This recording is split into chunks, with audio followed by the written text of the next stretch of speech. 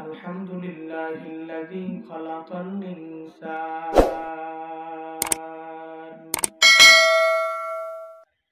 wa karrama wa 'allamahu minal bayani ma lam ya'lam Fasubhanalladzi la yuhsa imtinanuhu bil lisani wala bil qalam وأشهد أن لا إله إلا الله وحده لا شريك له لا ضد له ولا مثل له ولا مثيل له وأشهد أن سيدنا وسندنا وحبيب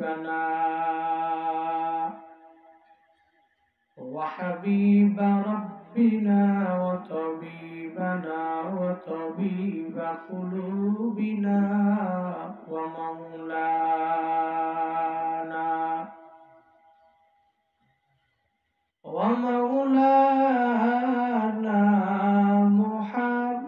محمدا عبده ورسوله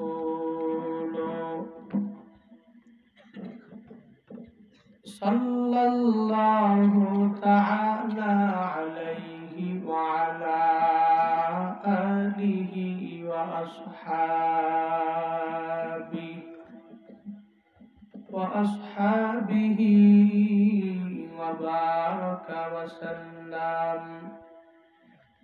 وبارك وسلم تسليما كثيرا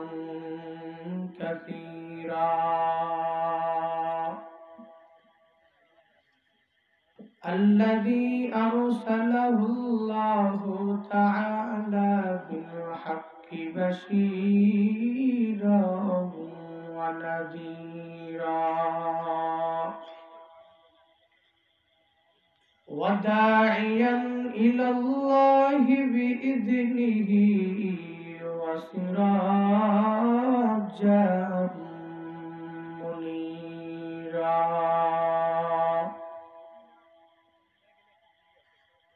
أما بعد فأعوذ بالله من الشيطان الرجيم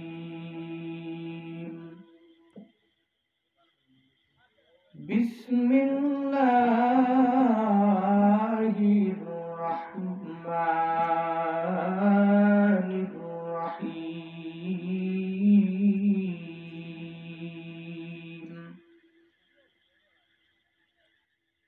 فإذا عزمت فتوكل على الله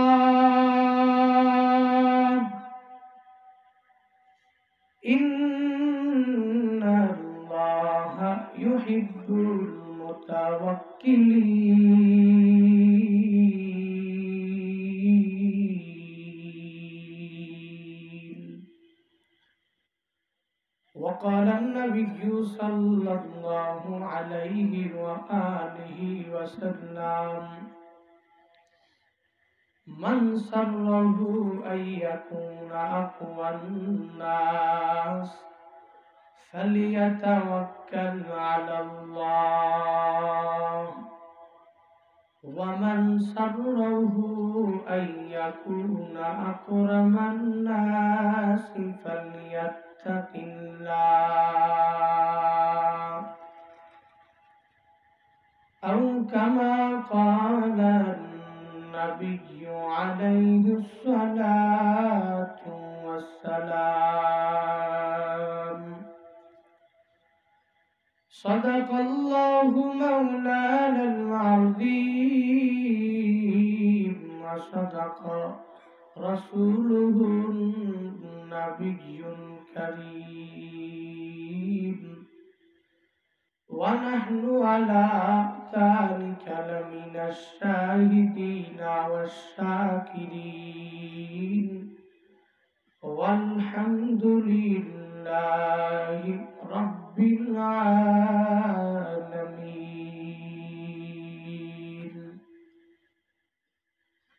اللهم صل على محمد عدد ما في علم الله،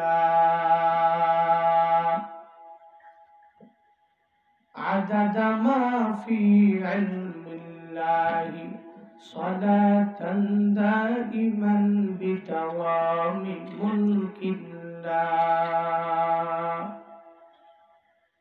اللهم صل على محمد وأنزله المقعد المقرب، أنزله المقعد المقرب عندك يوم القيامة.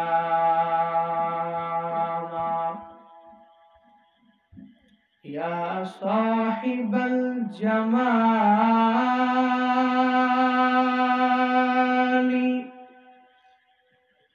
ويا سيد البشر، من وجهك المنير لقد نور القمر، من وجهك المنير لقد نور القمر، بلغ العلا بكماله، كشف الدجى بجماله، حسنت جميع خصاله، صلوا عليه وآله. سبحانك لا علم لنا إلا ما علمتنا إنك أنت العليم الحكيم. رب اشرح لي صدري ويسر لي أمري واحلل عقدة من لساني يفقه قولي. رب زدني علما، رب زدني علما، رب زدني علما. رب يسر ولا تعسر وتمم علينا بالخير.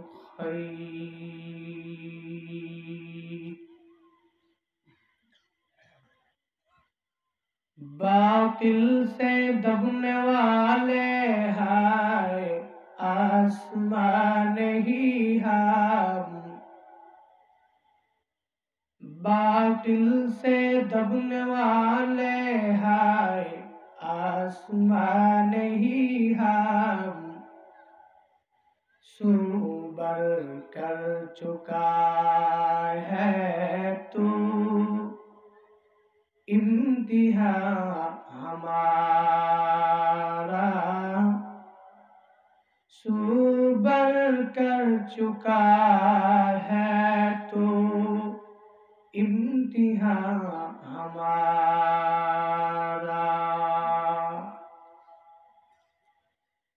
तौहीद की अमानत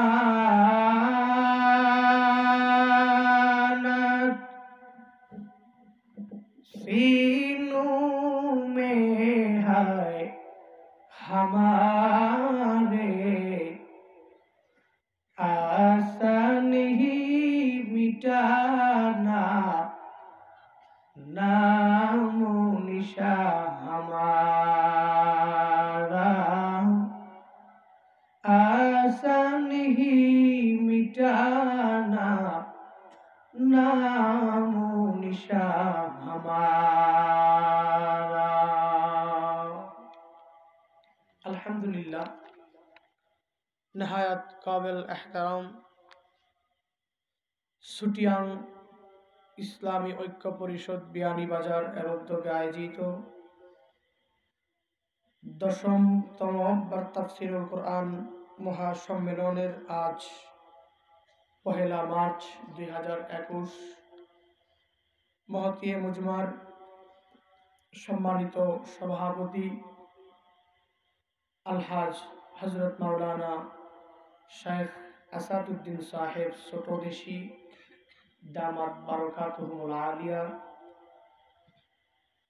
আজকের মাহফিলে অনেক মুআজ্জাজ মুহতারাম মুকাররম যাদের ছাত্র হওয়ার মতো আমি যোগ্য নই, অনেক উলামায়ে কেরামরা বয়ান করেছেন। প্রত্যেকের জন্য দোয়া করি বারাকাল্লাহু ফি হায়াতিহিম ওয়া ইলমিহিম ওয়া আমালিহিম, বলুন আমিন। দূর দূরান্ত থেকে আগত আল্লাহ প্রিয় আলেম ওলামা প্রিয় দিন ধর্ম প্রিয় আশিকিন জাকিরিন শাকিরিন মুহিব্বিন মুরব্বিয়ান আওয়াম, কলিজার টুকরা সমবয়সী বন্ধুগণ, স্নেহের ছোট ও শ্রদ্ধেয় বড় ভাই, পর্দার অন্তরালে অবস্থানরতা শ্রদ্ধেয় সম্মানিতা মা ও বোনেরা, সৃষ্টির শ্রেষ্ঠ দয়াময় মায়াবান আল্লাহ পাকের দরবারে লাখো কোটি শুকর ও সুজুদ যে মহান রব, যে মালিক আমাদেরকে ফিতনা ফাসাদের জামানায় বিভিন্ন ফিতনা ফাসাদ থেকে ফারেক করে দুনিয়ার ঝামেলার দিকে মুহতাজ না করে রাহমাতুল লিল আলামিনের হাদিসের ভাষ্য মতে আজিমুশান বরকতপূর্ণ রহমতপূর্ণ এই বেহেশতের বাগানে এই এলাকার এই ইউনিয়নের এই উপজেলার হাজারো মানুষ থেকে যাচাই করে বাছাই করে মালিক তার রহমতের নেক নজর দিয়ে তাকিয়ে বিভিন্ন ঘরের সন্তানগুলোকে একসাথে সমবেত হয়ে কোরআন এবং সুন্নাহর নিসবতে কোরআন এবং সুন্নাহর সঠিক কিছু দ্বীনি কথা বাস্তব জীবনে আমল করার লক্ষ্যে আসার বসার কিছু বলার এবং শোনার মতো এত মহামূল্যবান সুযোগ যে মালিক আমাদেরকে দান করলেন, ওই মালিকের দেওয়া জবান দিয়ে, মালিকের দেওয়া শক্তি দিয়ে, মালিকের শেখানো কালিমাতুশ শুকর সকলে প্রাণ খুলে মন উজাড় করে চিল্লে সমস্বরে আল্লাহকে জানিয়ে দেই যে মালিক আমরা আপনার নিয়ামতের শাকের করি আলহামদুলিল্লাহ। সর্বাবস্থায় সব জায়গায় সব স্থানে প্রশংসা চলবে কার? আল্লাহ। জোরে বলেন আল্লাহ। বাড়ি নাই গাড়ি নাই কিচ্ছু নাই, টাকা পয়সাও এইরকম নাই, গরিব মানুষ, ডে লেবার, দিন মজুর, দিনে আনে দিনে খায়, শ্রমিক মানুষ, এই হালাতে প্রশংসা চলবে কার? আল্লাহ। গুলশান শহরে কয়টা ফ্ল্যাট আছে, বাড়ির মালিক, গাড়ির মালিক, প্রাডুয়ার পাজারো প্রিমিও ইলিয়নের মালিক, লন্ডনেও বাড়ি গাড়ির অভাব নাই, টাকা পয়সা ধন দৌলতের অভাব নেই, ওই হালাতেও প্রশংসা চলবে কার? আল্লাহ। ধনী বানানোর মালিককে, গরিব বানানোর মালিক। ধনী ব্যক্তিটাকে 1 বছর 1 মাস 1 সপ্তাহের মধ্যে একবারে পথের ভিখারি বানায় দিতে পারে কে? আবার গরিব লোকটাকে 1 মাস 1 বছর 1 সপ্তাহের মধ্যে পরিপূর্ণ হিরো বানায় দিতে পারে কে? আল্লাহ পারে কি পারে না? আমার আল্লাহর ওই এবিলিটি আছে না নাই? আল্লাহর ওই ইস্তেদাদ আছে না নাই? আল্লাহর ওই রকম যোগ্যতা আছে না নাই?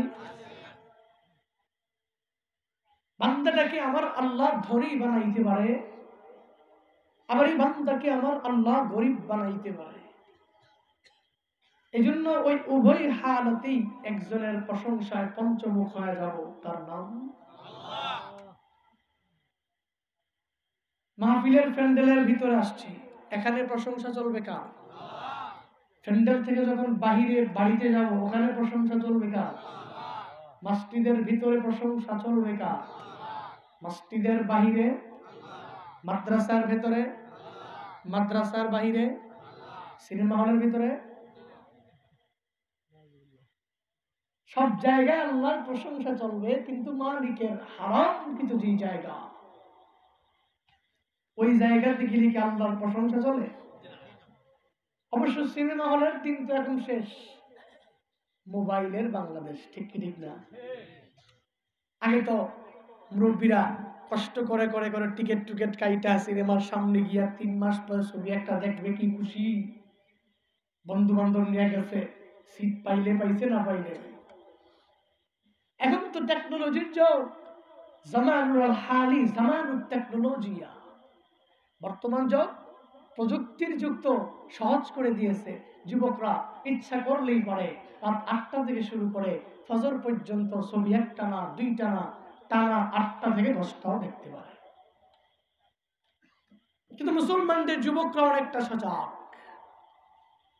এখন আর যুবকরা ছবির প্রতি, নাটকের প্রতি ওইরকম মনোযোগ নেই, অনেকটা ইসলামের দিকে আকৃষ্ট হয়ে যাচ্ছে, ঠিক কি ঠিক না? তবে নাই এ কথা বললে মিথ্যা হবে। যুবক এখন দ্বিমুখী। ওই মিজানুর রহমান আজহারীর পেজের পোস্টে গিয়া ও কমেন্ট করে যে আমিন লেখেন, ওই যুবকটাই আবার ওই সিনেমা নাটক ছবির পোস্টের কমেন্টে গিয়া লেখে ছবিটা খুব সুন্দর লাগছে, আমি ছবির ফার্স্ট ভিউয়ার। ঠিক কি ঠিক না? লোক একজন কমেন্ট করে বিভিন্ন জায়গায়, আছে না নাই? এজন্য যুবকরা একমুখী হতে হবে, শুধুমাত্র কোরআন এবং সুন্নাহর কথাগুলোই শুনতে হবে, ব্যতি রেখে কোনো নাটক, ছবি, সিনেমার দিকে মনোযোগ দেওয়া যাবে। যুবকরা তো এমন হবে না, বরং সে সব সময় ভাববে তার ইসলামকে কিভাবে সমুন্নত করা যায়, ঠিক কি ঠিক না? ইহুদি খ্রিস্টান বেঈমান সবাই তো উঠে পড়ে লেগেছে যে ইসলাম নামক ধর্মকে, ইসলাম ধর্মের ফ্ল্যাগকে সারা বিশ্ব থেকে সরাই দিতে হবে, মুছে দিতে হবে। এজন্য ওরা ভাবতেছে যে মুসলমানদের যুবকদের ব্রেনকে ওয়াশ করতে পারলেই, মগজকে ধোলাই করতে পারলেই, মুসলমানদের যুবককে একবারে নিচে দাবায় দিতে পারলেই, তাহলেই ইসলাম নামক ধর্মকে সারা বিশ্ব থেকে বিতাড়িত করা যাবে। যুবকরা সজাগ থাকলে এই ইসলাম নামক ধর্ম পৃথিবীতে ফ্ল্যাগ উড়েই যাবে, উড়েই যাবে, উড়েই যাবে।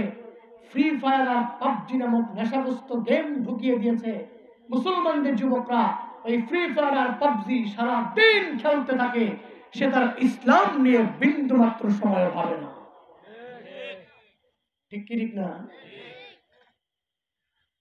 এই জন্য যুবক, তুমি তোমার ওই ফ্রি ফায়ার আর পাবজি, নাটক, সিনেমা, ছবিতে যতক্ষণ সময় দিয়েছ, ততক্ষণ যদি তোমার ধর্মটাকে, ফ্ল্যাগ অফ ইসলামকে সারা বিশ্বের প্রান্তরে কেমনে পথ করে উড়ানো যায়, এই নির্যাতিত, নিষ্পেষিত, অবহেলিত মুসলমানদেরকে কিভাবে জালেমদের জুলুম থেকে, জালেমদের অত্যাচার থেকে বাঁচানো যায়, যুবক তুমি ওইটা নিয়ে ভাবলে আমার ইসলাম নামক ধর্মের মুসলমানরা আজ জালেম বেঈমানদের হাতে মার খেয়ে মারা যেত না।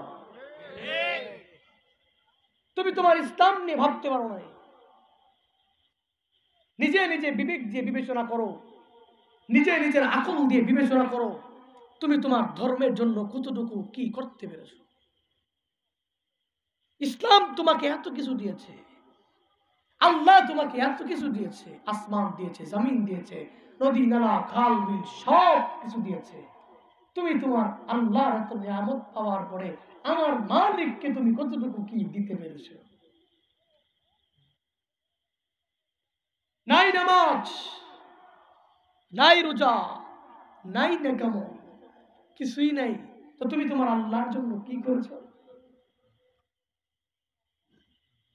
আল্লাহ নির্দিষ্ট করা জায়গা, উইদ্দাত লিল মুত্তাকিন, মুত্তাকিদের জন্য নির্ধারিত করা জায়গা, ওই জান্নাত পাওয়ার জন্য তুমি কতটুকু কি করতে পেরেছো?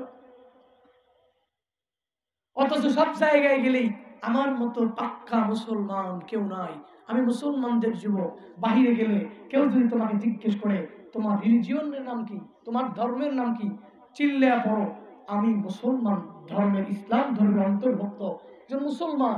দেশের বাহিরে যাও, জেলার বাহিরে যাও, যেখানেই যাও না কেন, ওখানে গেলেই তুমি বলো আমার মতো পাক্কা মুসলমান কেউ নাই। কিন্তু কই মুসলমান হওয়ার পরে তুমি তো নামাজ পড়ো নাই, মুসলমান হওয়ার পরে তুমি 30টা রোজা ঠিক মতন রাখতে পারো নাই, মুসলমান হওয়ার পরে তোমার পয়সা টাকা এত থাকার পরেও ঠিক মতো যাকাত দিতে পারো নাই, তোমার সামর্থ্য থাকার পরেও তুমি আজ পর্যন্ত জীবনে একবার হজ করতে পারো নাই, তাহলে কেমনে নিজেকে মুসলমান দাবি করো?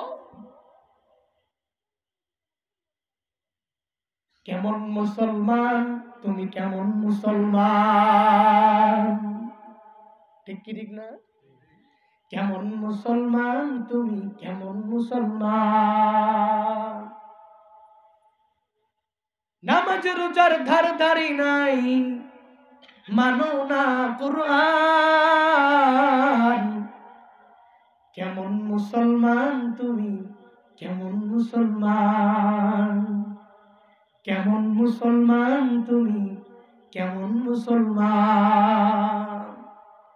এজন্য নিজেকে মুসলমান দাবি করতে হলে এট ফার্স্ট তুমি ঈমান আনার পরে 5 বেলার বা জামাতের মুসল্লি হয়ে যাইতে হবে।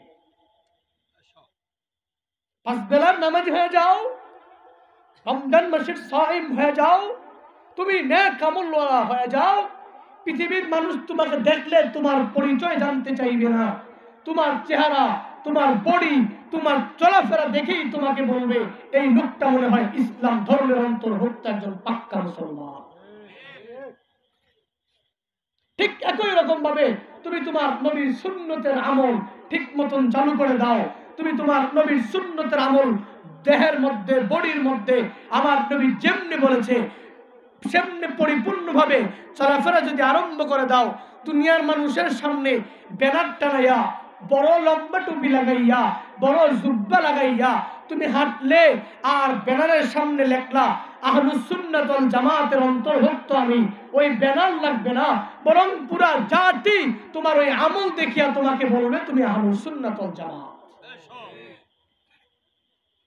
এজন্য নিজে মুখে মুখে বলার কোনো প্রয়োজন নাই, আমল চালু করতে হবে। পারবো তো ইনশাআল্লাহ? আল্লাহ তাআলা আমাদের প্রত্যেককে তৌফিক দান করুন। জোরে বলেন আমিন। এজন্য ধনী বানানোর মালিক যে আল্লাহ, গরিব বানানোর মালিক কে?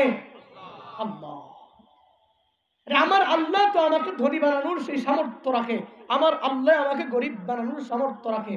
দুনিয়ার মানুষগুলা দল করে দুইটা, ও ধনী ও গরিব, ও গরিব ও ধনী, এবং বিভেদ লাগাতে পারে। কিন্তু আমার মালিকের কাছে সবাই ধনী নাকি গরিব? আল্লাহর কাছে আমরা ধনী, গরিব। দুনিয়ার মানুষের কাছে আমি মনে করি যে আমার মতো ধনী কেউ নাই, গরিব লোককে আমি মানুষ মনে করি না। কিন্তু আল্লাহর কাছে আমি এত ধন দৌলত পাওয়ার পরেও আল্লাহর কাছে আমি ধনী না গরিব। ইয়া আইয়ুহান নাস আনতুমুল ফুকারাউ ইলাল্লাহ ওয়াল্লাহু হুয়াল গনিয়্যুল হামিদ।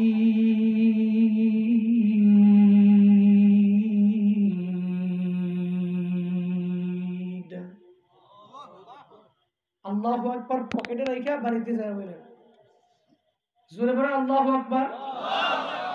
কার কথা? আমার আমার বানানো? কার কথা? তো আল্লাহর কথা হলে আমার আল্লাহ কি বড় না ছোট? বড় না ছোট? আমার থেকে আপনার থেকে বড় নাকি সবকিছু থেকে বড়? আল্লাহু আকবার মিন কুল্লি শাইইন, ইসমে তাফজিলের সিগা আকবার। ওই আকবারের থেকে পৃথিবীর কোন শক্তি বড় হতে পারে না। আল্লাহ যেরকম বড়, আল্লাহর কথাগুলো কি বড় না ছোট? যে যেরকম বড় তার কথাগুলো বড়, গ্রহণযোগ্য। তো আমার আল্লাহ যেরকম বড়, এই কোরআন কার কথা? এই কোরআন কার কথা? আল্লাহর কথা। আল্লাহ বলতেছে, তো আল্লাহ যেহেতু বড়, আল্লাহর কথা যখন যে কেউ বলবে না কেন চিল্লা কি পড়ব? সকলে পড়ি আল্লাহু আকবার, আর জোরে চিল্লা পড়ি আল্লাহু আকবার।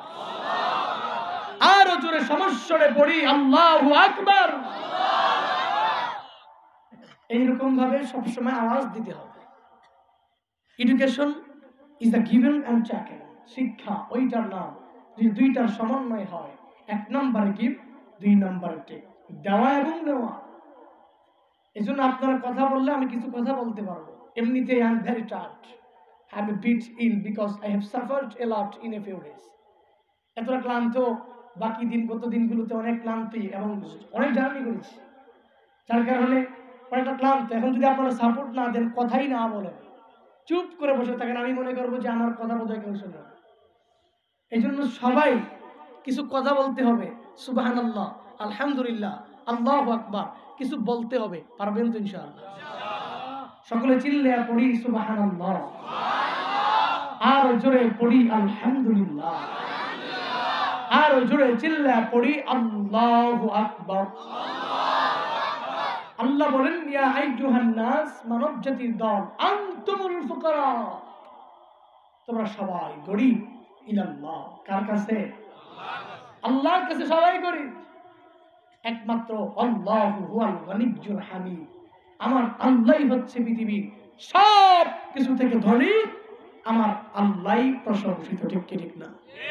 এজন্য আমার বিপদে আমাকে সহযোগিতা করতে পারে একজন, তার নাম আল্লাহ। এজন্যই তো এটা আমার আল্লাহ। It's my God, Allah. It's our God, Allah. Who is Allah? Allah is our boner. Allah is our guardians. Nobody can help us without Allah. আমার আল্লাহ তো এমন আল্লাহ যে আমার আল্লাহ আমাকে বিপদে সাহায্য করবে, যে আমার আল্লাহ আমার নিজ ওনার, যে আমার আল্লাহ আমার গার্ডিয়ান, আমার আল্লাহ আনতা মাওলানা, আনতা মাওলানা, আমার আল্লাহ আমার মাওলা, আমার আল্লাহ আমার অভিভাবক, আমার আল্লাহ আমার বিপদে সহযোগিতা করতে পারে। পৃথিবীর সব শক্তি মিলিয়া যদি চেষ্টা করে আমাকে করোনা থেকে বাঁচায় রাখবে, আল্লাহ যদি না চায়, আল্লাহ যদি সহযোগিতা না করে, আল্লাহ যদি আমার দিকে নেক নজর দিয়া না তাকায়, পৃথিবীর কোন শক্তি আমাকে বাঁচায় রাখতে পারবে না। এই জন্য আমার আল্লাহ, আল্লাহ ধনী বানাবে, আল্লাহ আমাকে গরিব বানাবে।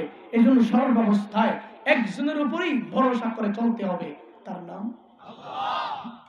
আল্লাহর কাছে, আল্লাহর উপরে ভরসা করে চললে দুনিয়ার মানুষগুলা দুনিয়ার লোভী হতে পারে না। দুনিয়াতে অনেক বান্দা আছে, যখন হাত উত্তোলন করে আল্লাহর কাছে বলে, ও আল্লাহ তুমি আমাকে দুনিয়া দাও, আমাকে দুনিয়া দাও, শুধু আল্লাহর কাছে দুনিয়া চায়, টাকা পয়সা চায়, ধন দৌলত চায়, দুনিয়ার সম্মান চায়, দুনিয়ার নেতৃত্ব চায়, কিন্তু তারা আল্লাহর কাছে আখিরাত চায় না। এরকম লোক আছে না? ফামিনান নাসি মান ইয়াকুলু রাব্বানা আতিনা ফিদ দুনিয়া, রাব্বানা আতিনা ফিদ দুনিয়া হাসানা ওয়া মা লাহু ফিল আখিরাতি মিন খালাক। ওয়া মিনহুম মান ইয়াকুল রাব্বানা আতিনা ফিদ দুনিয়া হাসানা ওয়া ফিল আখিরাতি হাসানা ওয়া কিনা আযাবান নার। কার কথা? আল্লাহ তাআলা বলেন, ফামিনান নাসি মান ইয়াকুলু রাব্বানা আতিনা ফিদ দুনিয়া হাসানা। ও পয়গম্বর, মানুষের মধ্য থেকে এমন কতক আল্লাহর বান্দা আছে যে বান্দারা আমি মালিকের দরবারে যখন কিছু চাওয়ার জন্য হাত উত্তোলন করে, আমি মালিকের দরবারে ওই বান্দা আমি আল্লাহর কাছে বলে, রব্বানা, ও আমাদের রব, আতিনা ফিদ দুনিয়া হাসানা, ও আল্লাহ দুনিয়াতে কল্যাণ দাও, দুনিয়াতে সম্মান দাও, দুনিয়াতে আমাদেরকে টাকা পয়সা দাও, দুনিয়াতে ধন দৌলত দাও। এই বান্দারা শুধু আমার মালিকের কাছে দুনিয়া চায়, দুনিয়া চায়, দুনিয়ার কল্যাণের জন্য বান্দা আল্লাহর কাছে চায়। আল্লাহ বলে, ও পয়গম্বর, যারা আমি আল্লাহর কাছে দুনিয়া চায়, এই বান্দাকে আমি আল্লাহ দুনিয়া দিলেও দিতে পারি, আবার না দিলেও না দিতে পারি, তবে ওয়া মা লাহু ফিল আখিরাতি মিন খালাক, এই বান্দার জন্য আখিরাতের মধ্যে জান্নাত নামক নাজ নিয়ামতের জায়গা না। আবার ও মদিনাওয়ালা নবী পয়গম্বর ওয়া মিনহুম মাইয়াকুল, তাদের মধ্য থেকে এমন কতক আল্লাহর বান্দা যে বান্দারা আমি মালিকের দরবারে যখন ওই হাত উত্তোলন করে আল্লাহর কাছে বলে, আল্লাহ রব্বানা আতিনা ফিদ দুনিয়া হাসানা, ও আল্লাহ দুনিয়াতে আমাদেরকে কল্যাণ দাও। আবার বলে ওয়াফিল আখিরাতি হাসানা, দুনিয়ার পাশাপাশি আখিরাতকে প্রাধান্য দিয়া চায়। ওয়ালাল আখিরাতু খায়রুল লাকা মিনাল উলা, এই বান্দার আখিরাতকে প্রথম রাখে। এই বান্দা যখনই হাত উত্তোলন করে আল্লাহর কাছে বলে, ও মালিক তুমি আমাকে আখিরাতে কল্যাণ দিও, আমাকে আখিরাতে জান্নাত দিও, ওয়াকিনা আযাবান নার, আর জাহান্নামের আযাব থেকে আমাকে মুক্ত করিও। আল্লাহ তাআলা জানা দেয় পয়গম্বর, যারা দুনিয়া চায় দুনিয়া পাইবে কিন্তু আখিরাত পাইবে না, যারা দুনিয়া চায় আখিরাত চায় আর জাহান্নামের আযাব থেকে মুক্তি চায়, এই বান্দাকে আমি আল্লাহ দুনিয়াও দিব, আবার আখিরাতে জান্নাতের মালিক আমি আল্লাহ বানায়া দিব। এর নবীর উম্মতের দাল। সুতরাং আল্লাহর কাছে দুনিয়া চাইলে বান্দা তোমার ঠকা লাগবে, আর আল্লাহর কাছে যদি বান্দা তুমি আখিরাত চাও, আখিরাত চাইতে পারলে আমার আল্লাহ তোমাকে দুনিয়াও দিবে আখিরাতও দিবে। সুতরাং দুনিয়া চেয়ে দুনিয়ার লোভী হয়ে দুনিয়ার টাকা পয়সার মোহের মধ্যে পড়িয়া দুনিয়া চাইও না, আখিরাতের প্রতি বান্দা আগে যাও, আর আমার মালিকের উপর তাওয়াক্কুল আর ভরসা করিয়া চলা আরম্ভ করে দাও। দুনিয়া পাওয়ার জন্য দুনিয়াতে টাকা পয়সা কোনো প্রয়োজন নাই, দুনিয়াতে ধন দৌলত কোনো প্রয়োজন নাই। আমার মদিনাওয়ালা নবী জানা দেয় দুনিয়াতে দল হবে দুইটা, আমার উম্মতের মধ্যে দল হবে দুইটা। এক নম্বরে গরিব আল্লাহওয়ালা, দুই নম্বরে ধনী আল্লাহওয়ালা। গরিব আল্লাহওয়ালা পাঁচ বেলা নামাজ ঠিক মতন আদায় করবে, রমজান মাসে রোজাগুলাও ঠিক মতন রাখবে, আমি আল্লাহর সব আইনগুলা বান্দা মানিয়া চলবে। কিন্তু তিন বেলার খানা খাবে, ঠিক মতন বান্দা খেতে পারবে না, ভালো খাদ্য বান্দা সুষম খাদ্য খেতে পারবে না। এই বান্দা এত নামাজ রোজা নেক আমল করার পরেও আমার আল্লাহ তাকে গরিবী হালতের মধ্যে রাইখা আমার আল্লাহ তাকে পরীক্ষা করবে। এই বান্দা গরিবী হালতের মধ্যে রাখার পরেও আল্লাহকে কি ভুলেছে নাকি আমি আল্লাহ তাআলার নিয়ামত অস্বীকার না করিয়া আল্লাহর নিয়ামতের কৃতজ্ঞতা প্রকাশ করার লক্ষ্যে নামাজ পড়েছে। দুই নম্বরে যারা দুনিয়া আল্লাহরা হবে, ওই বান্দাও পাঁচ বেলার নামাজ ঠিক মতন আদায় করবে, রমজান মাসের রোজাও রাখবে, ওই বান্দা নেক আমল করিয়া চলবে, আমার আল্লাহর প্রত্যেকটা আইন মানিয়া চলবে। কিন্তু বান্দা চলবে অনেক উড়াধুরা, চলবে তিন বেলার খানা খাবে অনেক ভালো, আমার আল্লাহ তাকে ধনী বানাবে, আমার আল্লাহ তাকে টাকা পয়সার মালিক বানাবে। আমার মদিনাওয়ালা নবী জানা দেয় উম্মতের মধ্য থেকে এই দুইটা দল, ওই গরিব আল্লাহওয়ালা দুনিয়া আল্লাহওয়ালা, ওই দুইটা দলের বিচার আর বিভেদ পার্থক্য দুনিয়াতে হলেও হতে পারে, না হলে নাই, তবে কিয়ামতের ময়দানে দুই দলের মধ্যে বিশাল এক পার্থক্য হবে। বলেন ওই গরিব আল্লাহওয়ালা বান্দাটা ধনী আল্লাহওয়ালার 500 বছর আগে আল্লাহ জান্নাতে চলে যাবে। সুতরাং বান্দা দুনিয়ার কোনো প্রয়োজন নাই, আল্লাহর কাছে বলো আল্লাহ তুমি আমার দুনিয়া দাও নাই। দুনিয়ার লোভে বান্দা লোভের মোহে না পড়িয়া আল্লাহর কাছে আখিরাত চাও, আর মালিকের উপর তাওয়াক্কুল করিয়া চলো। দুনিয়ার মানুষরা আর সবাই তো আমার মালিকের উপর তাওয়াক্কুল করে চলতে পারবে না, সবাই আল্লাহর ভরসা করিয়াও চলতে পারবে না। কেননা বিখ্যাত ওলিয়ে কামেল হাতেম আসাম রাহমাতুল্লাহ আলাইহি জানা দেয় দুনিয়ার মানুষগুলা চারটা দল হবে, চারটা দল চারটা জিনিসের উপর তাওয়াক্কুল করে করে চলবে। এক নাম্বার দলের নাম বলে এই দলটা মাখলুকের উপর তাওয়াক্কুল করিয়া করিয়া চলবে, মাখলুকের উপর ভরসা করিয়া করিয়া বান্দা চলবে।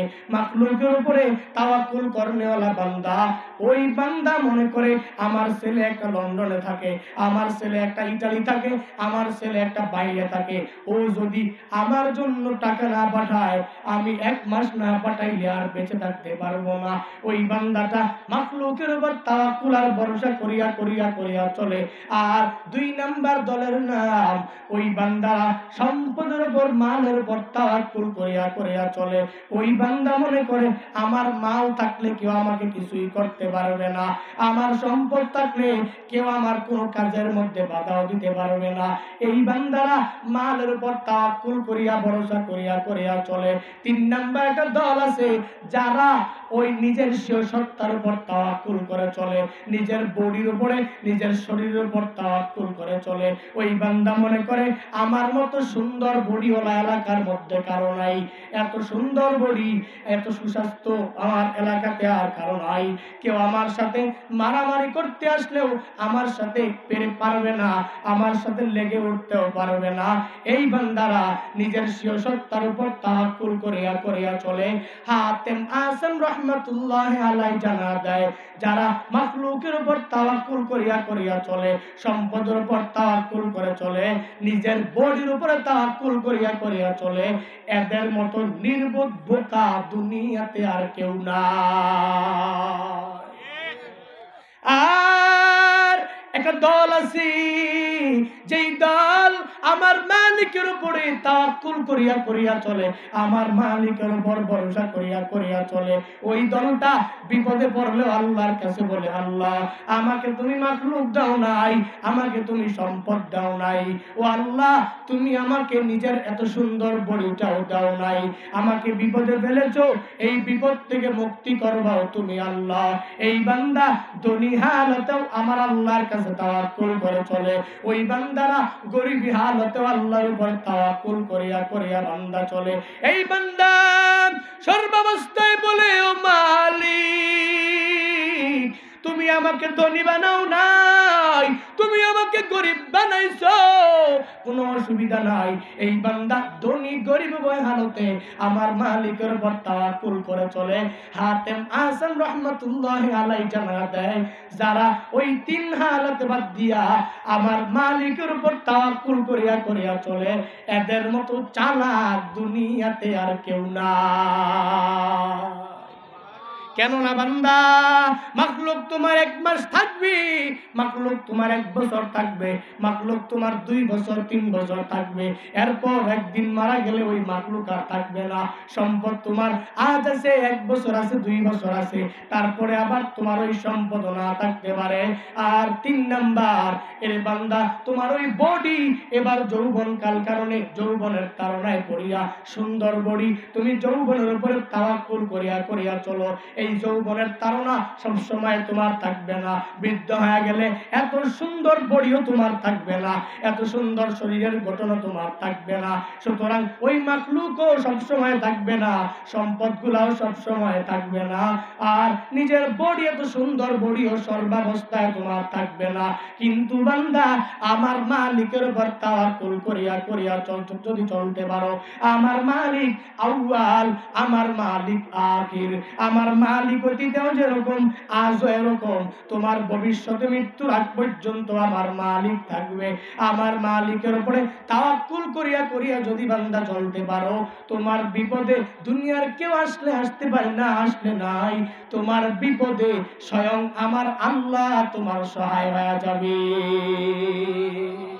আল্লাহ আল্লাহ তো মেরা মাবুদ है, अल्लाह अल्लाह तो मेरा माशूक है, अल्लाह अल्लाह इज़े शीरी इस्तनाम शीरे शाकर मिकुनद जानम तमाम, अल्लाह अल्लाह मिकुनद शम्सु कमार, अल्लाह अल्लाह মিকুনাদ সাজানো হাজার আল্লাহ আল্লাহ মিকুনাদ আরদু ওয়া সামা আল্লাহ আল্লাহ মিকুনাদ জাও হাওয়া।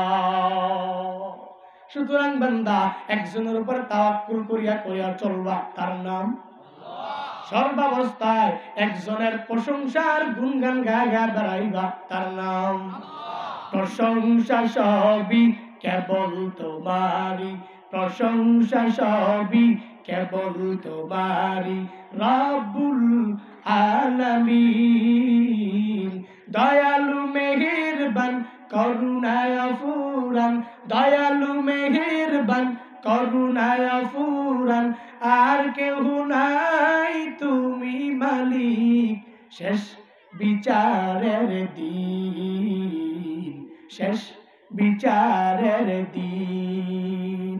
তবুও তোমারি করি ইবাদত, তোমারি কাছে চাইনি আমার, চাই কি চাই না?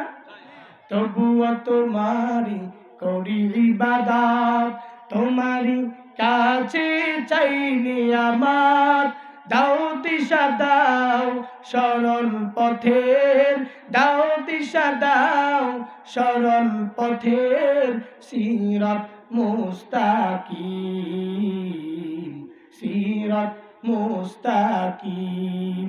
প্রশংসা সবই কেবল তোমারি, প্রশংসা সবই কেবল তোমারি রব্বুল আলামিন। দয়ালু মেহেরবান করুণায় ফুরান, দয়ালু মেহেরবান করুণায় ফুরান, আর কেউ নাই তুমি মালিক শেষ বিচারের দিন, শেষ বিচারের দিন। সুতরাং প্রশংসা একজনের নামে করব, কার নামে? তাওয়াক্কুল করে চলবো একজনের নামে, তার নাম একজনের কাছে সর্বাবস্থায় চায়া চায়া চায়া চায়া চলবো, তার নাম মালিকের উপরে তাওয়াক্কুল। তো ভরসা তো সবাই করতে পারবে না। তিনটা গুণ যার অন্তরের মধ্যে থাকবে, ওই বান্দাই আমার মালিকের উপর তাওয়াক্কুল করিয়া করিয়া চলতে পারবে। যার অন্তরের মধ্যে এই ঈমানটা পরিপূর্ণভাবে থাকবে, আমার আল্লাহ ছাড়া কোনো মাবুদ নাই, আমার আল্লাহ আমাকে বিপদের সাহায্যকারী, আমার আল্লাহ আমাকে গরিব বানাবে, আমার আল্লাহ আমাকে ধনী বানাবে, এই ঈমান আর বিশ্বাস যার অন্তরের মধ্যে থাকবে, ওই বান্দা আমার মালিকের উপর তাওয়াক্কুল করিয়া চলতে পারবে। আর দুই নম্বর গুণের নাম, যে আল্লাহর বান্দার অন্তরের মধ্যে, যে আল্লাহর বান্দা ধৈর্য নামক গুণে গুণান্বিত হতে পারবে, ওই বান্দা যদি বিপদের মধ্যে ধৈর্য ধরিয়া ধরিয়া ধৈর্য ধরিয়া চলতে পারে, ওই ধৈর্য ধারণকারী বান্দা আমার মালিকের উপর তাওয়াক্কুল করে চলতে পারবে। আর তিন নাম্বার গুণের নাম, যে আল্লাহর বান্দার অন্তর লোভ মুক্ত থাকবে, ওই বান্দা আমার মালিকের উপর তাওয়াক্কুল করিয়া চলতে পারবে। কেননা যে বান্দার অন্তরের মধ্যে লোভ নাই, লোভ মুক্ত জিন্দেগি গড়ার জন্য বান্দা দুনিয়াতে চলে, দুনিয়াতে টাকা চায় না, পয়সা চায় না, বাড়ি চায় না, গাড়ি চায় না, পরিপূর্ণ বান্দা লোভ মুক্ত জিন্দেগি গড়ার চেষ্টা করে। ওই লোভ মুক্ত অন্তরওয়ালা বান্দা আমার মালিকের উপর তাওয়াক্কুল করিয়া করিয়া চলতে পারবে। আর লোভী যে বান্দা, ওই বান্দা মনে করে লোভ করার কারণে বান্দা দুনিয়া পাবে, বান্দা আখিরাত মনে করে আমি জান্নাত পাবো। কিন্তু লোভী বান্দারা আখিরাত যেরকম হারায়, আমার মায়ার নবী জানা দেয় আল হারিসু মাহরুম, ওই লোভী ব্যক্তিরা আখিরাত যেরকম হারায়, দুনিয়াতে ধন দৌলত টাকা পয়সাও থেকে ওই রকম বঞ্চিত হয়। প্রামাণ্য আর দলিল ভিত্তিক এক ঘটনা। ঈসা নবীর কাছে এক ইহুদি ঈসা নবীর কাছে আসিয়া বলা আরম্ভ করলো, ও পয়গম্বর, আমি আপনার সফর সঙ্গী হয়ে থাকতে চাই, আমি আপনার সাথী হয়ে চলতে চাই। ওই ইহুদি ঈসা নবীর কাছে এই কথা বলার পরে ঈসা নবী যখন তাকে তার সফর সঙ্গী বানায়া লইলেন, চলো চলো তুমি আমার সফর সঙ্গী আর সাথী হয়ে যাইবা, আমি যেখানেই যাইব তুমি আমার সফর সঙ্গী থাকবা। ঈসা নবী এক জায়গায় যাওয়ার জন্য যখন তাকে নিয়ে রওনা করলেন, 3টা রুটি নিয়ে ঈসা নবী ইহুদিকে নিয়ে যখন হাঁটা আরম্ভ করলেন, একটু পরে যাওয়ার পরে এবার ঈসা নবী 3টা রুটির মধ্যে 2টা রুটি খেয়ে ফেললেন। পেটে বড় ক্ষুধা, খেয়ে শহরতলির মধ্যে চলে গেলেন। বললেন, ইহুদি একটা রুটি তোমার কাছে রাখো, আর আমি ওই জায়গা থেকে কাজ সেরে এসে এই রুটি খেয়ে আবার গন্তব্যস্থলে যাওয়ার জন্য রওনা করব। ঈসা নবী ইহুদির কাছে এই কথা বলিয়া ওই একটা রুটি রাখিয়া যখন ঈসা নবী চলে গেলেন, ওই কাজ যখন সারলেন, ঈসা নবী আবার তার কাছে আসা আরম্ভ করলেন। এবার ইহুদির কাছে আসিয়া 3 নাম্বার রুটিটা যখন ঈসা নবী তার থেকে চাইলেন, ইহুদির কাছে বললেন, ইহুদি তুমি 3 নাম্বার রুটিটা আমাকে দাও, আমি খেয়ে গন্তব্যস্থলে যাওয়ার জন্য রওনা করব। ইহুদি ডাক দিয়া বলে, ও পয়গম্বর, ওই রুটি কোথায় আমি জানি না, ওই রুটি কে খেয়েছে তাও আমি জানি না। বলে, তুমি খাইছো নাকি? বলে, না না আমি জানি না, আমিও খাই নাই। বলে, কে নিয়েছে? বলে, এটাও আমি জানি না। বলে, যেহেতু জানো না, আমার সাথে তুমি সামনে অগ্রসর হও। ঈসা নবী ইহুদিকে নিয়ে যখন সামনে অগ্রসর হয়ে গেলেন, সামনে যাওয়ার পরে একটা বকরি আর বকরির 2টা বাচ্চা নিয়ে যখন ঈসা নবীর সামনে পড়ে গেল, ঈসা নবী একটা বাচ্চা জবে করিয়া গোশতটা সুন্দর করে ভুনা করিয়া ঈসা নবী আর ইহুদি মিল্লা খাইয়া 2 জনে পেট ভরে খাওয়ার পরে এবার ঈসা নবী ওই মাটির দিকে তাকাইয়া আমার আল্লাহ তাআলার পরিপূর্ণ উসিলা নিয়া বলতেছে, ও বকরির বাচ্চা, আমার আল্লাহর হুকুমে তুমি যেরকম ছিলা ওই রকম হয়ে যাও। ঈসা নবী ওই কথা বলতে দেরি, আমার আল্লাহর হুকুমে বকরির বাচ্চা আগের মতো হতে দেরি না। ঈসা নবী ইহুদিকে ডাক দিয়া বলে, ইহুদি, সাধারণ মুজিজা আমার, আর এই মুজিজা আমাকে দিয়েছেন যে আল্লাহ, ওই আল্লাহর শপথ নিয়ে বলো রুটিটি কোথায়, কে খেয়েছে, কে নিয়েছে? ইহুদি বলে, না না আগের মতো জবাব, আমি জানি না কে নিয়েছে, আমি জানি না, আমিও খাই নাই। এবার ঈসা নবী বলে, ইহুদি যেহেতু জানো না তাহলে সামনে চলো। একটু সামনে যাওয়ার পরে ঈসা নবীর সামনে বিশাল এক নদী পড়লো। ওই নদী পার হওয়ার জন্য কোনো নৌকা নাই, ট্রলার নাই, স্টিমার কিছুই নাই। ইহুদিকে ঈসা নবী বললে, ইহুদি আমার ডান হাতটা ধরো। ডান হাতটা ধরিয়া ট্রলার ছাড়া, নৌকা ছাড়া পুরা নদী হেঁটে হেঁটে উপার হয়ে গেলে। ঈসা নবী উপার যাওয়ার পর ঈসা নবী ইহুদিকে ডাক দিয়া বলে, ইহুদি সাধারণ মুজিজা আমার, এই মুজিজা দিয়েছেন আমার যে আল্লাহ, ওই আল্লাহর শপথ নিয়ে বলো রুটিটি কোথায়, কে নিয়েছে, কে খেয়েছে? আবারও একই জবাব, আমি জানি না, আমি খাই না, আমিও নেই না। একই জবাব পাওয়ার পরে এবার ঈসা নবী ইহুদিকে নিয়ে যখন সামনে হাঁটা আরম্ভ করলেন, একটু পরে যাওয়ার পরে ঈসা নবীর সামনে বালুর এক স্তূপ পড়লো। ঈসা নবী ওই বালু এক মুষ্টি হাতে নিয়ে বলল, বালু আল্লাহর হুকুমে স্বর্ণ হয়ে যাও। এই কথা বলতে দেরি, ঈসা নবীর হাতের মুষ্টির বালু স্বর্ণ পরিণত হতে 1 সেকেন্ড পরিমাণ দেরি না। ঈসা নবী ওই স্বর্ণগুলোকে 3টা ভাগ করলেন, বললেন একটা ভাগ আমি নিব, আর একটা ভাগ ইহুদি তুমি নিবা, আর একটা ভাগ তার জন্য যেই বান্দা 3 নাম্বার রুটি খেয়েছে। ইহুদির মাথা তো পুরাই গরম। ইহুদি বলে, রুটি একটা খেয়েছি, আর এই রুটির বদলে যদি 1 ভাগ স্বর্ণ পেয়ে যাই, আমার 1 ভাগ ওই চুরি করার কারণে আর 1 ভাগ 2 ভাগ নিয়ে অল্প দিনে অনেক বড় লোক হয়ে যাব। ঈসা নবী আমাকে সফর সঙ্গী রাখলে রাখুক, না রাখলে নাই, আমি 2 ভাগ স্বর্ণ নিয়া অতি তাড়াতাড়ি ধনী হয়ে যাইতে পারবো। এবার ইহুদি ঈসা নবীকে ডাক দিয়া বলে, পয়গম্বর এবার 1 ভাগ আপনি নেন, আর 2 ভাগ আমাকে দিয়া দেন। বলে, কেন? বলে, 3 নাম্বার রুটিটা আমি নিয়েছি, 3 নাম্বার রুটিটা আমি খেয়েছি। ঈসা নবী ইহুদিকে ডাক দিয়া বলে, ইহুদি তোমাকে আমি আমার সফর সঙ্গী বানিয়েছি বানিয়েছিলাম, তোমাকে আমি আমার সঙ্গী বানিয়েছিলাম, তোমাকে আমি আমার সাথী বানিয়েছিলাম, এই সাথী আমি আর রাখতে পারবো না। কারণ যেই সাথী ওই লোভের তাড়নার মধ্যে পড়িয়া, লোভের প্রেতাত্মা অন্তরের মধ্যে রাখিয়া ঠিক মতন আমি আমার আইন মানতে পারে না, সে আমার আল্লাহর আইন কেমনে মানবে? ও লোভের জন্য আমাকে হত্যা করতেও দেরি করবো না। এক ভাগ স্বর্ণ আমার নেওয়ার কথা ছিল, না না, এক ভাগ স্বর্ণ আমি নিব না। নাও 3 ভাগ স্বর্ণ তুমি নিয়ে নাও। এবার ইহুদিকে 3 ভাগ স্বর্ণ দিয়া ঈসা নবী বলে, তোমাকে আমি আর সফর সঙ্গে রাখবো না। ঈসা নবী একা একা হাঁটা আরম্ভ করলেন। ইহুদি মনে বড় খুশি, 3 ভাগ স্বর্ণ পেয়ে গেলাম, 3 ভাগ স্বর্ণ নিয়া পুরা পরিপূর্ণ একটা ধনী হয়ে যাব। এবার স্বর্ণগুলা নিয়া যখন বসে আছে, একটু পরে 2 জন ডাকাত এসে হামলা করবে। 2 জন ডাকাত আসছে, আইসা ইহুদিকে ডাক দিয়া বলে, ইহুদি তোমার কাছে বিপুল স্বর্ণ, বলে তোমাকে মারবো, স্বর্ণগুলাও সব নিয়া নিব।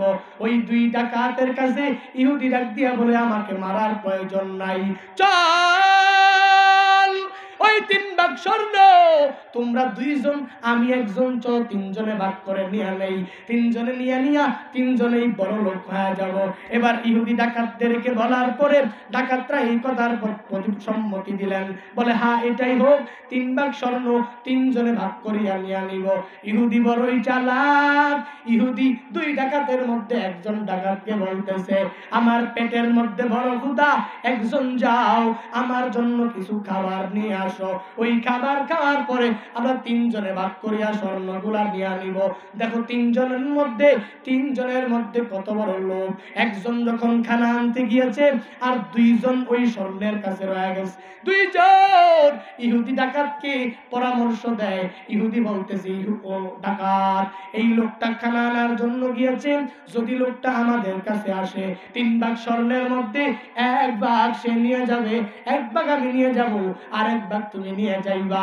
সবাই কোনো ধনী হতে পারবো না, 1 ভাগ স্বর্ণ দিয়া ফায়দাও হবে না। চলো ওই লোকটা আসতে দেরি, আমরা 2 জনে মিলিয়া তাকে হত্যা করতে দেরি করবো না।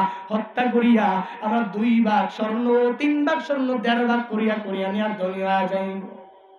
আবার ওই যেই খানা আনার জন্য ডাকাতটা গিয়েছে, ওই ডাকাত মনে মনে চিন্তা করে, তারা 2 জন লোক যদি স্বর্ণের মধ্যে ভাগ বসায়, 2 জন স্বর্ণের মধ্যে ভাগ বসাইলে আমি 1 ভাগ পাবো, আর 2 জনকে মারতে পারলে 3 ভাগ একাই পেয়ে যাব। কি করলো, ওই খানার মধ্যে বিষ মিশায়া যখন নিয়ে আসা আরম্ভ করলো, খানার মধ্যে বিষ মিশাইয়া ওই 2 জনের কাছে আসার পরে 2 জন তো তাকে দুনিয়াতে রাখবে না, হত্যা করে ফেলবে। যেমন কথা ওই রকম কাজ, ওই কথা অনুযায়ী তাকে দুনিয়া থেকে বিদায় করে দিলেন, হত্যা করে ফেললেন। আর 2 জন বাকি রইল। এবার ইহুদি ডাক দিয়া বলে, ডাকাত চল 3 ভাগ স্বর্ণগুলা ভাগ করে নিয়ে নেই। ইহুদি আবার বলতেছে, ভাগ করার আগে এত সুন্দর খানাগুলা ফেলে রেখে লাভ নাই, চলো আমার পেটে তো বড় ক্ষুধা, এই খানাগুলা ভাগ করিয়া আমরা 2 জন চলো স্বর্ণগুলা 1.5 ভাগ করিয়া নিয়ে যাইব, ধনী হয়ে যাইব। আমার আল্লাহর কুদরতের কারিশমা। লোভীরা তো বঞ্চিত হবে, ও দুনিয়াও পাবে না, আখিরাতও পাবে না। যেই খানা খেয়েছে ওই খানা তো দুনিয়ার কোনো ভালো খাবার না, ওই খানা সুষম খাদ্য না, বিষ মিশ্রিত খানা খাইয়া ওই 2 জনের 2 জনই মারা গেছে। ওই 3 নাম্বার ব্যক্তিও নাই, 3 জনের মধ্যে একজনও দুনিয়ায় নাই। আসমানের নিচে স্বর্ণ পড়ে আছে, লোভ করার কারণে স্বর্ণের মালিক একজনও দুনিয়ায় না। সুতরাং বান্দা, কি বোঝা গেল? লোভ করলে দুনিয়া পাওয়া যাবে? হ্যাঁ, দুনিয়া পাওয়া যাবে। লোভ করলে দুনিয়া পাওয়া যায় না। এই জন্য লোভ করলে আখিরাত যেরকম হারাতে হয়, লোভ করলে দুনিয়াটাও হারাতে হয়। ঠিক কি ঠিক না? এই জন্য দুনিয়া সম্পদের লোভে পড়ে মালিকের উপর তাওয়াক্কুল করে ছেড়ে দিয়ে শুধু সম্পদের উপর তাওয়াক্কুল, মাখলুকের উপর তাওয়াক্কুল করে এরকম লোভ নিয়ে চললে, তাহলে ওই বান্দা আমার মালিকের উপর ভরসা না করার কারণে আল্লাহকে আখিরাত দেয় না, আবার দুনিয়াতেও তাকে ঠকায়া দেয়। এজন্য সর্বাবস্থায় চেষ্টা করব মালিকের উপর তাওয়াক্কুল করে চলতে পারবো তো ইনশাআল্লাহ। নবী বলেন, মান সাররাহু আইয়াকুনা আকওয়ান নাস ফালিয়াতাওয়াক্কাল আলাল্লাহ। ওমান সাররাহু আইয়াকুনা আকরামান নাস ফালিয়াত্তাকিল্লাহ। নবী বলেন, আমার উম্মতের মধ্য থেকে যে উম্মত সবচেয়ে শক্তিশালী হতে চায়, সর্বাধিক গ্রহণযোগ্যতা পেতে চায়, সে যেন ফালিয়াতাওয়াক্কাল আলাল্লাহ, সে যেন আমার আল্লাহর উপরে ভরসা করিয়া করিয়া চলে। আর আল্লাহর উপরে ভরসা করিয়া করিয়া যে চলবে, ওই বান্দা পৃথিবীর সবার থেকে সবচেয়ে শক্তিশালী এবং সর্বাধিক গ্রহণযোগ্য হতে পারবে। আবার নবী বলেন, ওয়ামান সাররাহু আইয়াকুনা আকরামান নাস ফালিয়াত্তাকিল্লাহ। দুনিয়ার উম্মতের মধ্য থেকে যারা সবচেয়ে বেশি সম্মানিত হতে যায়, তারা যেন আমার মালিককে ভয় করিয়া করিয়া চলে। এজন্য মালিককে ভয় করলে সম্মান বাড়ায়া দিবে কে? আল্লাহর উপরে তাওয়াক্কুল করে চললে সবচেয়ে শক্তিশালী বানায়া দিবে কে? আমরা আমাদের মালিকের উপর তাওয়াক্কুল করে করে চলবো, সর্বাবস্থায় ভরসা করে করে চলবো, আর আল্লাহকে ভয় করে করে দুনিয়ার মানুষ থেকে সম্মান অর্জন করব। পারবো তো ইনশাআল্লাহ? এজন্য মালিকের ভয় নিয়ে চললে মালিক সম্মান বাড়ায়া দেয়, এরকম প্রমাণ নজির আছে না নাই? সাধারণত বর্তমান জামানায়, বর্তমান হালাতে দেখো না, বাংলাদেশের মধ্যে আল্লামা মাহমুদুল হকের দিকে তাকায়া দেখো, প্রিয় ভাই রফিকুল ইসলাম নেত্রকোনার দিকে তাকায়া দেখো, আল্লামা মাহমুদুল হাসান গুনুবির দিকে তাকায়া দেখো, যারা হক কথা, কোরআন এবং সুন্নাহর কথা, মালিকের ভয় অন্তরের মধ্যে নিয়ে ঠাস ঠাস করে বলে ফেলে, পুলিশের ভয় নাই, আর্মির ভয় নাই, বিডিআরের ভয় নাই, হামলা মামলার ভয় নাই, আদালতের ভয় নাই, শুধুমাত্র মালিকের ভয় অন্তরের মধ্যে নিয়ে মাঠে ময়দানে কথা বলার কারণে আমার আল্লাহ সারা বাংলাদেশে এত সম্মান বাড়িয়ে দিয়েছে, ওরা নিজেরাই কল্পনা করতে পারে না। ঠিক কি ঠিক না? আল্লাহর ভয় অন্তরে নিয়ে চললে, আল্লাহর ভয় অন্তরে নিয়ে চললে দুনিয়ার মানুষকে তোরা ভয় পাবে না, আর আল্লাহকে ভয় করার কারণেই আল্লাহ ওদেরকে সম্মান দান করবে। আর যারা পুলিশকে ভয় পাবে, আর্মি বিডিআর ভয় পাবে, দালালি করবে, ওদেরকে ওদের সম্মান আল্লাহ উঠায় নিয়ে যাবে। ঠিক কি ঠিক না? সর্বাবস্থায় আমরা মালিককে ভয় করে করে চলবো, মালিকের ভয় অন্তরের মধ্যে নিয়ে চলাফেরা করার চেষ্টা করব, তাহলে আমাকে সম্মান বাড়ায়া দিবে কে? যুবকরা পারবো না ইনশাআল্লাহ? আল্লাহকে ভয় করে করে চলবো, আল্লাহর উপরে তাওয়াক্কুল করে করে চলবো, আল্লাহর উপরে ভরসা করে করে চলবো, দুনিয়ার কোনো মানুষকে ভয় করে চলবো না। এমপিকে মন্ত্রীকে দেখলে ভয় পাবো কেন? এদেরকে দেখলে এদের পায়ে পড়ে যাবো কেন? ওর মালিক যে আল্লাহ, আমার মালিক, ওর খালিক যে আল্লাহ, আমার খালিক, ওর রাজ্জাক যে আল্লাহ, আমার রাজ্জাক। তো তাহলে আসমানের নিচে থাকে, আমি আমার মালিকের আসমানের নিচে থাকি, আমি আমার মালিকের জমিনের উপরে চলাফেরা করি, মালিক রাজ্জাক হওয়ার কারণে আমার মালিক আমাকে রিজিক দেয়।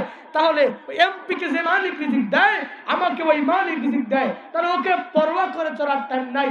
পুলিশ বিডিআর আর্মি ওগুলোকে পরোয়া করে চলার টাইম নাই, বরঞ্চ ওদেরকে গণনা করার আমাদের টাইম নাই।